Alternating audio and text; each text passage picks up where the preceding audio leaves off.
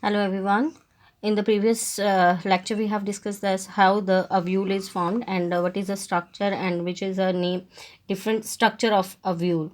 In this video, I just explain you how the embryo sac is formed and where is the antipodal cell, oospore, synergid, and central cells are present. This is the enlarged view of embryo sac. Now I just discuss about the different parts. Embryo sac, this is embryo sac. It's an oval multicellular structure which is embedded in the nucellus. Embryo cell generally contains 7 cells.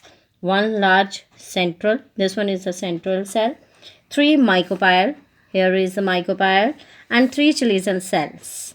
And the micropial cell form a complex cells that is known as the egg apparatus. This is known as these 3 cells, it is known as the egg apparatus. The chalazion cells are called antipodal cells, and the cells, all the cells are interconnected through the plasmodesmata.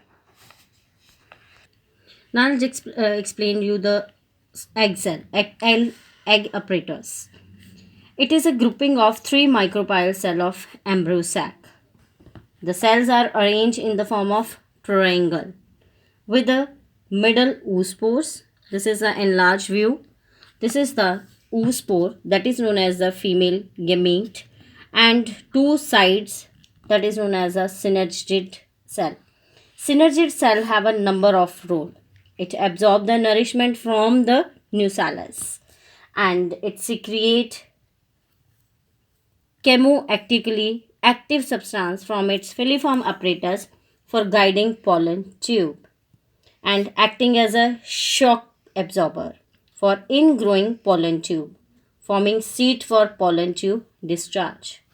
And egg oospore, it's a larger than the synergid. It represents the female gamete. This oospore, it is also known as female gamete.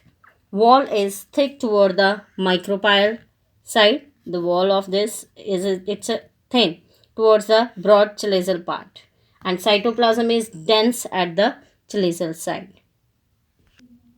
And these are the antipodal cells. There are 3 cells, 1, 2, 3, present in the chalazial end of the embryo cell.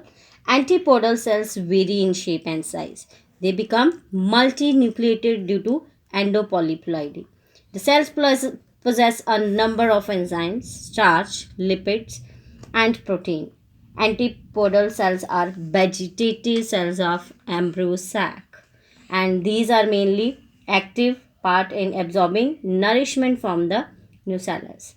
The cells may develop hysteria for obtaining nourishment, and they ultimately degenerate after the absorption of nourishment.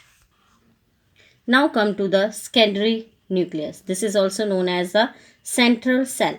It is the largest cell which is bounded by a membrane of the embryo cell. Central cell has 2 polar nuclei. In the previous lecture, I have discussed you how these polar nuclei are formed. This one is known as the centroplasm.